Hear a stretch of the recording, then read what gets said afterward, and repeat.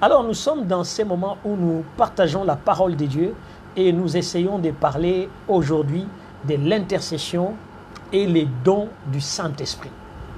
Je vous disais très bien que quand j'ai commencé à parler de ces sujets, quand j'ai fait l'introduction la semaine passée, cette semaine je pense les mardis, quand nous avons fait l'introduction, nous l'avons survolé parce que je voulais survoler les choses de manière un peu rapide pour vous permettre d'entrer dans le vif des sujets et aller faire quelque part des recherches et à vous préparer dans la lecture. Je disais la fois passée, quand je parlais des dons, j'ai parlé des dons du Saint-Esprit et je n'ai pas parlé des dons spirituels parce que les dons spirituels, il y en a beaucoup. Il y en a beaucoup, donc ce que le Seigneur peut faire comme don spirituellement, il y en a beaucoup. Mais ce qui est important, c'est qu'à ces moments précis, les dieux grands, les dieux tout-puissants, c'est lui qui est en train d'agir avec nous, c'est lui qui est en train de faire les merveilles de la grâce et de la puissance de Dieu. C'est ces dieux puissants qui ne cessent d'agir avec nous, qui ne cessent de collaborer avec nous en tout instant et à tout moment. C'est pourquoi aujourd'hui, nous avons non pas parlé d'autre chose que de ce qui est la puissance de l'intercession avec les dons du Saint-Esprit. Parce que l'intercession avec les dons du Saint-Esprit, c'est quelque chose qu'on doit combiner, c'est quelque chose qu'on doit mettre ensemble, c'est quelque chose qu'on doit faire de sorte qu'on y avance et qu'on aille de l'avant. Et ça, c'est très très important, c'est indispensable. La vie de beaucoup d'enfants de Dieu n'avance pas à cause du fait que nous ne savons pas collaborer dans notre intercession avec la puissance du Saint-Esprit. Et c'est pourquoi j'ai pris, après avoir terminé de parler de l'intercession et la foi, nous allons parler maintenant de l'intercession et le Saint-Esprit ou les dons du Saint-Esprit. Je vous disais que les dons du Saint-Esprit sont les équipements qui permettent à l'intercesseur d'être efficace et d'être charismatique, comme nous l'avons dit, dans sa mission. Alors ces derniers constituent les différentes manifestations, en tout cas opérations du Saint-Esprit. Donc les manifestations et les opérations du Saint-Esprit pour lesquelles l'intercesseur doit désirer ardemment. Donc il faut qu'il puisse désirer les manifestations et les opérations du Saint-Esprit. Parce que l'intercesseur ne peut pas faire quelque chose de meilleur sans l'aide du Saint-Esprit. Alors exercer l'intercession dans la manifestation des dons du Saint-Esprit peut constituer aussi un danger. Je disais l'autre fois, car la chair peut prendre les dessus et permettre à l'ennemi de s'infiltrer. Parce que vous savez, la chair, je vous disais que la limite entre la chair et l'esprit est tellement si mince qu'à tout moment on peut basculer dans l'un comme dans l'autre. Mais les dieux grands, les dieux tout-puissants, les dieux qui n'ont point changé, qui demeurent les mêmes, quand il nous saisit par la puissance de son esprit, lui seul sait faire la différence de ce que nous sommes appelés à faire. Et que les dieux grands, que les dieux tout-puissants, qui est celui qui agit et qui fait des choses extraordinairement bien pour nous, puisse coordonner chaque chose que nous sommes en train de faire en ces moments avec lui. Allons-y dans la grandeur et dans la puissance de Dieu. Il est convenable de comprendre une chose que Ephésiens 4, 27 que nous avons lu l'autre fois nous disait de ne pas donner accès au diable. Donc de faire très attention que la chair puisse prendre les dessus, et une fois que la chair prend les dessus sur l'esprit, nous pouvons facilement donner accès au diable. En effet, je disais, l'intercesseur ou l'intercession dans laquelle les dons du Saint-Esprit sont opérationnels va relever deux caractéristiques dont nous avons commencé à parler. On a parlé des caractéristiques charismatiques et des caractéristiques. Je disais Ephésiens 4, 27. Ne donnez pas accès au diable. Donc, nous avons parlé des caractéristiques charismatiques et des caractéristiques pentecôtistes. C'est vrai que je ne voulais pas entrer dans les détails l'autre fois parce que j'ai voulu juste survoler les choses parce que je sais qu'au fur et à mesure qu'on avance dans l'enseignement, chaque partie doit être traitée et doit être dite comme il faut. Mais aujourd'hui, nous ne devons pas oublier, si je dois remettre les choses vraiment en place par rapport à cela, nous devons nous rendre compte d'une chose. Qu'est-ce que je disais quand j'ai dit que l'intercession qui est attachés des dons du Saint-Esprit relèvent des deux caractéristiques qu'on remarque dans cette intercession. On remarque les charismatiques et les pentecôtistes. Pourquoi j'ai parlé des charismatiques et des pentecôtistes? Laissez-moi aller dans ce sens. Qu'est-ce qui est charismatique d'abord? C'est ce qui est doté d'une autorité procédant d'un don surnaturel. Alors dans notre cas, quand on parle de l'intercession charismatique, c'est une intercession qui est dotée d'une autorité qui vient des dons du Saint-Esprit. Donc, les dons du Saint-Esprit sont en train d'agir dans cette intercession. Donc, on reconnaît que cette intercession est charismatique, ou les charismes, qui veut tout simplement dire la grâce de la puissance de Dieu et la grâce de Dieu. Donc, l'intercession qui renferme cette caractéristique fait preuve de quoi? De la manifestation du Saint-Esprit, mais où ça? À travers de ses dons. Donc, le Saint-Esprit va être présent dans cette intercession, mais il va manifester son autorité. Donc, on verra que l'autorité du Saint-Esprit, par ses dons, va se manifester dans l'intercession, parce que si l'autorité du Saint-Esprit, par ses dons, ne se manifeste pas dans l'intercession, on est facilement dans l'intercession charnelle. Je vous ai dit l'autre fois que prier charnellement n'est pas mauvais, mais demeurer à prier charnellement jusqu'à ce que la puissance du Saint-Esprit doit prendre les contrôles. Parce que nous avons des faiblesses et la Bible dit, l'Esprit vient pour cadrer ou nous aider dans nos faiblesses. Donc la faiblesse de la chair ou la faiblesse de l'intelligence de l'homme, quand il manque des mots, quand il ne sait pas quoi dire, par des soupirs inexprimables, le Saint-Esprit prend à ces moments-là les contrôles et nous conduit dans cet épanouissement. Et c'est pour cette raison on dit ça. Je disais qu'il doit avoir un caractère charismatique qui est tout simplement un caractère de don du Saint-Esprit, parce que les charismes, qui est la puissance du Saint-Esprit, qui est ses dons par excellence, que nous verrons avec la grâce de Dieu. Donc par ces derniers, par ce qui est charismatique, nous pouvons relever une forme d'intercession appelée l'intercession prophétique. Pourquoi? Parce que les dons des prophéties, qui est un don du Saint-Esprit, quand il est dans cette intercession, nous parlons du charismatique parce qu'il y a la grâce particulière de Dieu dans ces dons qui vient faire grâce à celui qui prie pour l'amener dans une autre dimension. Et cette interprétation ou cette intercession prophétique, je vous ai expliqué, est conduite par des prophéties de Dieu, soit des paroles de Dieu qui sont en train de couler et de venir au milieu de l'intercession, pour que l'intercession ne soit pas seulement bonifiée de notre intelligence ou de nos besoins charnels. Nous avons touché le deuxième élément qui était l'élément pentecôtiste, mais avant d'aller dans cet élément pentecôtiste, parce que je ne voulais pas l'autre fois entrer dans tout ce qui était terme, en tout cas grec et tout ça, parce que je voulais quand même avoir l'explication les plus simples et les plus fluides pour les enfants de Dieu. Nous devons nous rendre compte d'une chose. Qui dit don du Saint-Esprit, ça vient du mot grec pneumatika. Donc ça c'est le pluriel, ou bien pneumatico, qui est le singulier. Et s'applique à des éléments qui appartiennent tout simplement au Saint-Esprit. Et le pneuma, c'est tout simplement l'esprit, c'est le souffle. Donc ça veut dire quoi? Ça veut dire tout ce qui relève du don du Saint-Esprit, c'est le souffle de Dieu qui vient aider l'intercesseur, qui vient aider celui qui prie dans ses incapacités, ou bien qui vient aider toute une église dans ceux qui ne sont pas capables de voir ou d'entendre. C'est à ce moment-là que nous avons ces pneuma, ces souffles qui va souffler au milieu de l'intercession pour ramener une autre dimension.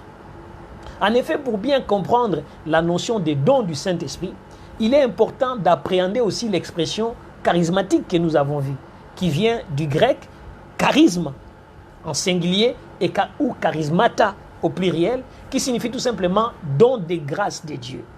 Donc ça veut dire quoi? Ça veut dire que les dons charismatiques ou les dons des grâces de Dieu, ce sont ceux que Dieu lui-même nous fait grâce. Ça veut dire que personne ne mérite les dons du Saint-Esprit, mais ce sont des dons que Dieu fait grâce. C'est Dieu qui nous fait grâce de ces dons et il nous les donne en fonction des besoins dont nous devons nous épanouir dedans. Donc il faut comprendre quelque chose dans vraiment la dimension de tout ce qui peut être les éléments qu'on doit fonctionner avec les pneuma, qui est le souffle, ou les charismes, qui sont les dons des grâces, tout simplement de l'Éternel. Et on va voir que Dieu fait grâce. Et c'est pour cette raison, il n'est pas important de chercher tout simplement à avoir tous, au même moment, de voir des dons et de manifester des dons pour le plaisir de les manifester ou pour le plaisir de les faire ou de les provoquer par nous-mêmes. C'est vrai qu'il y a des moments où nous entrons dans des dons et nous voulons provoquer alors que ça fait partie des charismes qui sont des dons de grâce. C'est-à-dire c'est Dieu qui fait grâce. Il fait grâce à un moment donné de donner tel don à tel. Il fait grâce de donner tel don à tel. Mais il est fait par quoi? Il est fait par les chemins de la troisième personne qui est le Saint-Esprit. De la même manière que nous allons voir au fur et à mesure que nous allons avancer et comprendre cette dimension de ces dons, et nous allons voir qu'à un certain moment, les enfants de Dieu demandent à Dieu des dons, et Dieu ne te les donne pas. Ce n'est pas parce qu'il ne veut pas te donner, mais Dieu trouve que ce n'est pas un don nécessaire pour toi, et il va te donner ce qui est nécessaire pour toi.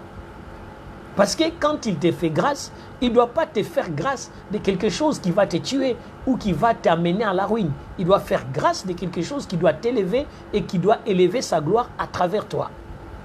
Donc, Dieu, dans les dons spirituels, il peut te faire grâce d'un don de prière.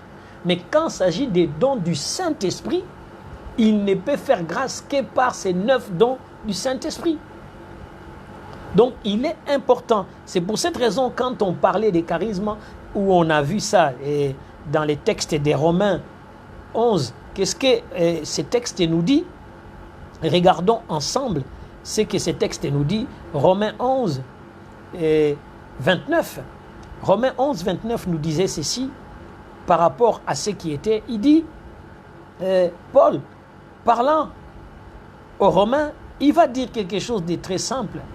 Romains 11, je dis bien Romains 11, 29, Paul dit ceci, car les dons et la vocation de Dieu sont irrévocables. Les dons et la vocation de Dieu sont irrévocables. Donc ça veut dire que quand Dieu les donne, il ne peut plus l'enlever. Ces dons-là, quand Dieu donne ces dons et la vocation, c'est irrévocable. Ça veut dire la personne jusqu'à sa mort, il aura ses dons. Jusqu'à sa mort. Ça dit que quand Dieu t'a doté, il t'a doté à vie. Et quand Dieu te donne ses dons, il te donne pour que tu puisses l'élever, pour que tu puisses lui donner la place qu'il faut. Et beaucoup de gens disent, bon, du jour au lendemain, j'arrête, je ne vais plus être pasteur. Mais si Dieu vraiment t'a donné la vocation pastorale, c'est irrévocable. Parce que ce que Dieu te donne comme vocation est irrévocable. Vous ne pouvez pas révoquer ce que Dieu a donné. Vous ne pouvez pas enlever ce que Dieu a mis. Vous ne pouvez pas enlever ce que Dieu a doté. Donc vous voyez, dans la vie de beaucoup d'enfants de Dieu, nous sommes en train de ne pas comprendre une certaine dimension de la puissance et de la gloire de Dieu dans tout ce que nous devons faire avec ces dieux-là. Notre Dieu, il est bien dit, Paul insiste, que je disais clairement et nettement, c'est que les dons de Dieu sont irrévocables. Ce que Dieu nous donne comme don, on ne peut pas les révoquer. On ne peut pas l'enlever. Donc quand Dieu t'a appelé dans quelque chose, t'en fais pas, peu importe les temps, ce qui est en toi doit automatiquement sortir de toi et doit automatiquement opérer. Et c'est ça la grandeur et la puissance de Dieu. Nous ne pouvons rien faire. C'est pourquoi j'insiste. J'ai dit, beaucoup d'enfants de Dieu, j'ai déjà entendu qu'on m'a volé les dons. On m'a volé ceci. On ne peut pas te voler les dons. On ne peut pas te voler la vocation parce qu'il est irrévocable. Donc personne ne peut l'enlever. Mais le problème c'est quoi? C'est que comme tout soldat, comme tout athlète, quand vous n'avez pas d'entraînement, alors vos muscles deviennent molles. Ce n'est pas faute de ne pas avoir des muscles, mais c'est faute de ne plus l'entraîner et ça fait que vous n'êtes plus apte ni compétent dans ce que vous étiez capable de faire avant. C'est-à-dire que les dons, c'est vrai, c'est irrévocable, mais quand Dieu te fait grâce, il est important que tu sois au service de Dieu. Et comme on est au service de Dieu tout le temps, on est au service de Dieu tous les jours, on est au service de Dieu, on lui sert tout le temps. Et alors donc on va utiliser et on va rendre utile. C'est pourquoi Dieu nous a donné ces dons. Nous ne devons pas attendre à exercer des dons parce que nous voulons impressionner les gens. Nous ne voulons pas attendre à impressionner quiconque par rapport à notre qualité ou bien par rapport au titre que Dieu nous donne. Mais le plus important, c'est quoi? C'est de ne jamais arrêter d'être soldat de l'Éternel, d'être serviteur de Dieu et de servir tout le temps, parce que celui qui est tout le temps au service est en train de maîtriser les services, il est en train en même temps de préparer et de prédisposer toutes choses pour la gloire du Seigneur. Donc vous comprenez, bien aimés dans le Seigneur, j'insiste sur ce fait que vous devez savoir, que vous devez enlever dans votre tête qu'on vous a volé un don. C'est tout simplement faute d'exercice. Ou bien parce que quelque part, vous-même, vous ne vous sentez pas bien dans ce qu'on vous a donné. Vous savez, tout don qu'on vous fait, si vous ne l'utilisez pas, il va pourrir. À supposer qu'aujourd'hui, je vous fais don d'une mangue. Et quand je vous fais don d'une mangue, je sais qu'à l'intérieur de cette mangue-là, il y a un noyau. Donc je compte sur vous de faire de cette mangue un arbre. Ça veut dire que je sais que je vous ai donné la mangue, mais il y a aussi la sémence de la mangue dedans que vous devez planter et arroser afin que ça puisse devenir un arbre fruitier et que plusieurs personnes aussi puissent manger de ces fruits-là. Mais vous comprenez maintenant, bon nombre d'enfants de Dieu, Dieu leur donne une mangue, mais il y a à l'intérieur de ce que Dieu vous donne un noyau dont vous devez planter afin qu'il puisse pousser à l'intérieur de vous et qu'il soit totalement apte à gérer et à donner à tout le monde une certaine paix. Mais pourquoi est-ce que nous devenons des arbres fruitiers avec des fruits amers que les gens ne peuvent pas manger? C'est parce que quelque part, nous n'avons pas planté ce que Dieu nous a donné dans de bonnes conditions et dans de bonnes directions. Donc, je ferme cette parenthèse et j'ose croire que j'ai aidé quelqu'un à comprendre et à savoir que personne ne te dise qu'on t'a volé ton don. En tout cas, si Dieu t'a donné un don, personne ne peut te voler parce que les dons de Dieu ne sont irrévocables. Si ça ne vient des hommes, c'est tout à fait normal. C'est que les hommes ont lié, les hommes peuvent les délier. Mais en tout cas, c'est que Dieu a donné. Dieu n'est pas un fils de l'homme pour se repentir de ce qu'il a fait. Donc, Dieu, quand il donne, il donne. Et si Dieu m'a appelé prophète, jusqu'à ce que j'entrerai sous la terre, je serai prophète de l'Éternel. Que je prophétise ou je ne prophétise pas, que je ne parle ou je ne parle pas, que j'enseigne ou je n'enseigne pas, ce que Dieu m'a donné est irrévocable. Et c'est ça, ce qui fait que bon nombre d'enfants de Dieu ne savent pas comment servir ces dieux-là, parce que ce que Dieu t'a doté, en tout cas, moi personnellement, je suis convaincu.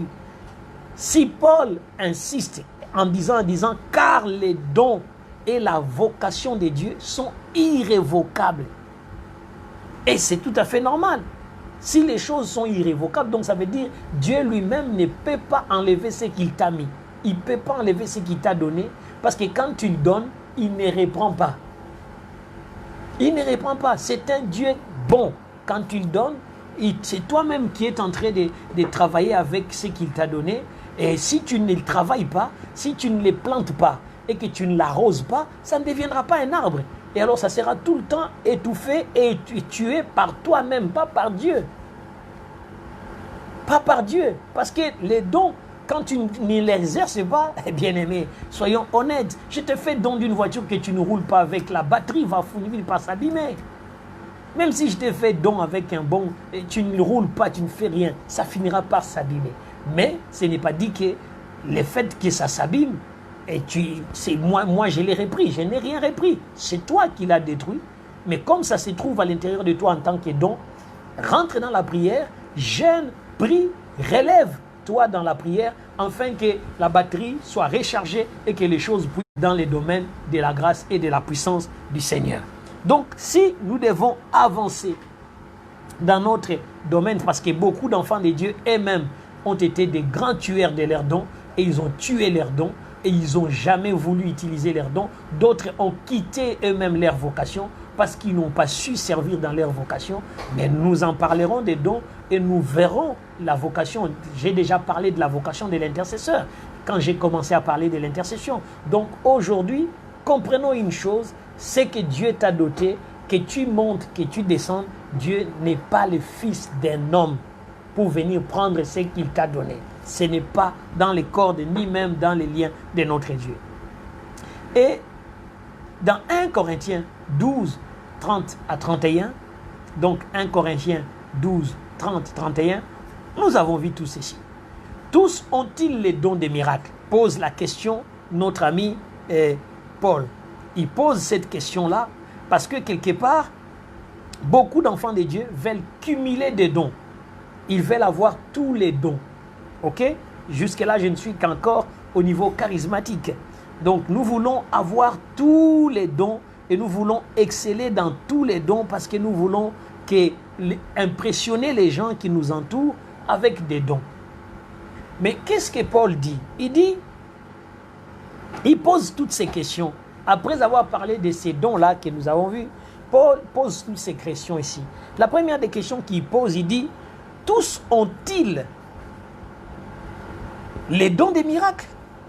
Tous ont-ils les dons de guérison? Tous parlent-ils en langue? Tous interprètent-ils? Il dit non. Aspirez aux dons les meilleurs. Et je vais encore vous montrer une voie par excellence. Il dit, aspirez aux dons des meilleurs. Ça veut dire, ne courez pas seulement derrière les dons des miracles, ne courez pas seulement derrière des dons de guérison, ne courez pas seulement derrière les dons pour parler en langue, mais aspirez surtout aux dons les meilleurs. Quels sont les dons les meilleurs? C'est marcher dans la crainte de Dieu et marcher dans la pureté. C'est ça les meilleurs des dons. Les meilleurs des dons, c'est ça. Il dit qu'il va vous donner cette voie par excellence. Pourquoi il veut nous donner cette voie par excellence? C'est parce que Paul trouve que la voie par excellence, c'est l'amour. C'est l'amour. Ça veut dire que même quand nous avons des dons, nous avons tout un tas de trucs, mais quand nous manquons l'amour, nous ne sommes rien. Nous ne sommes rien, bien-aimés. Les dons par excellence, c'est l'amour. Shalom, prophétesse Sarah parmi nous. Les dons par excellence, c'est vraiment l'amour. Mais effectivement, nous avons quand même besoin de ces dons du Saint-Esprit pour nous accompagner dans ce qui est notre intercession et venir vraiment élever et soutenir nos faiblesses. Ça, c'est tout à fait normal. Nous en avons besoin. Mais croyez-moi, bien-aimés dans le Seigneur, les dons par excellence, c'est l'amour. Quand vous manquez de l'amour, même si vous parlez en langue, même si vous parlez le langage des anges, Paul le dira d'ailleurs, je crois, dans 1 Corinthiens 13, au premier verset, Paul dira ceci, il dit, quand je parlerai les langues des hommes, même des anges, si je n'ai point la charité, donc si je n'ai point l'amour, je suis l'airain qui résonne ou comme un cymbale qui retentit. Il dira très loin, donc quand vous regardez dans 1 Corinthiens 13, 1 à 2, je peux aller même jusqu'à 3, donc 1 jusqu'à 3, on va voir, Paul est en train de nous dire, voici la voie par excellence, c'est l'amour d'abord. Je parlerai des dons, je vais entrer dedans, il n'y a pas de problème. Mais je tiens à exhorter quelqu'un à comprendre que si tu aimes ton frère comme toi-même, tu es encore dans un don le plus excellent que les dons de parler en langue que les autres dons. Parce que Paul insiste, dans 1 Corinthiens 13, 2, il dit, et quand j'aurai les dons de prophétie, et que je connaîtrai tous les mystères et toutes les sciences, et quand même j'aurai toute la foi jusqu'à transporter les montagnes, si je n'ai point l'amour, je ne suis rien. Donc vous voyez, donc il y a quelque chose qui est terrible, que nous sommes en train, peut-être l'Église aujourd'hui, je suis en train d'insister sur le fait que l'intercession a besoin de ces dons. Mais ce n'est pas les dons par excellence. Ce n'est pas les dons par excellence. Les dons par excellence, c'est l'amour. Et au verset 3 de 1 Corinthiens 13, Paul dira ceci, et quand même je distribuerai tous mes biens pour la nourriture des pauvres. Donc quand vous dites, ouais, l'église n'aide pas, il faut aider, il faut aider. Mais quand bien même on distribuerait tout l'argent aux pauvres, et quand bien même on livrerait nos corps pour être brûlés, si nous n'avons point l'amour, cela ne sert à rien. Parce que d'abord, le plus grand des choses, Dieu est amour. Donc ça veut dire que l'amour, c'est Dieu. Donc quand nous n'avons pas d'amour, il n'y a pas Dieu à nous. Donc on peut avoir les dons de Dieu sans avoir Dieu. C'est que les dons, Dieu te fait grâce des dons, mais tu n'es pas avec lui parce que tu n'as pas son amour. Tu commences à avoir l'amour du monde, l'amour de ceci, l'amour de cela. Et quelquefois même, nous allons dans ce qui est vraiment la prostitution de nos dons. On ne les sert même plus dans le cadre de ce qui doit être les cadres réels de l'Église, mais ça devient un cadre personnel quelquefois. C'est ça les dangers. On voit qu'on peut tout avoir, on voit qu'on peut tout relever, mais les grands problèmes, avons-nous l'amour? Comme je disais dès le commencement, quand je parlais de l'intercesseur, je disais, c'est bien d'être un intercesseur, mais l'intercesseur doit avoir en premier lieu comme bagage par excellence, c'est l'amour. L'amour, pas du prochain, mais l'amour de Dieu. Cet amour de Dieu qui aime Dieu et aime les prochains. Et c'est ça, cet amour que Dieu cherche en nous. Mais je vais bien, je suis d'accord, et les dons du Saint-Esprit, nous en avons besoin pour, en tout cas, l'intercesseur. J'avais dit, deuxième caractéristique qui devait être relevée dans l'intercession, en tout cas l'intercession qui est soutenue par les dons, c'était l'esprit pentecôtiste, ou bien les caractéristiques pentecôtistes. Bon, vous allez dire, j'ai dit pentecôtiste, et pourquoi pentecôtiste? C'est parce que j'ai dit l'esprit de la Pentecôte. Ça veut dire que le Saint-Esprit qui doit venir faire quoi? Vous avez remarqué, ils étaient ensemble en train de prier, mais leur prière manquait la force. Ils étaient 120, enfermés. Puisqu'il n'y avait pas l'esprit de la Pentecôte qui n'était pas encore descendu au milieu d'eux, qu'on peut appeler le Saint-Esprit, c'est que quelque part en eux, il s'est passé quelque chose du style à dire, mais voilà, on prie pendant 50 jours, mais pendant ces 50 jours, ils ont prié par la chair, ils ont tenu par la chair. Et quand le Saint-Esprit est arrivé, leur prière a changé. Ce n'était plus la prière des gens qui avaient peur. Ce n'était plus la prière des gens qui craignaient la mort dehors. Ce n'était plus la prière des gens qui craignaient tout ce qui était fait à leur Maître et Seigneur Jésus-Christ. Mais à ce moment-là, l'intercession était devenue vivante et commode. Pourquoi? C'est-à-dire que c'est le don du Saint-Esprit, quand il vient dans l'intercession, l'esprit de la Pentecôte, non pas le Saint-Esprit maintenant, parce que l'esprit de la Pentecôte, c'est le Saint-Esprit, tandis que les charismes, on parlait des dons de cet esprit, qui est le Saint-Esprit. Ici, je parle de lui-même, le Saint-Esprit. Parce qu'il y a des gens qui ont les dons et qui sont restés en train d'utiliser les dons sans la puissance du Saint-Esprit. Donc, les dons sont là parce que Dieu t'a doté et les dons fonctionnent, mais les dons sont là sans la puissance du Saint-Esprit. Vous allez me poser la question, vous dire, c'est pas possible, c'est pas normal. J'y arriverai, je vais vous expliquer et je vous donnerai la lumière par rapport à cela. Donc, qu'est-ce qui se passe? Quand le Saint-Esprit est arrivé, il n'a pas seulement donné aux apôtres les dons, il les a donné d'abord la force.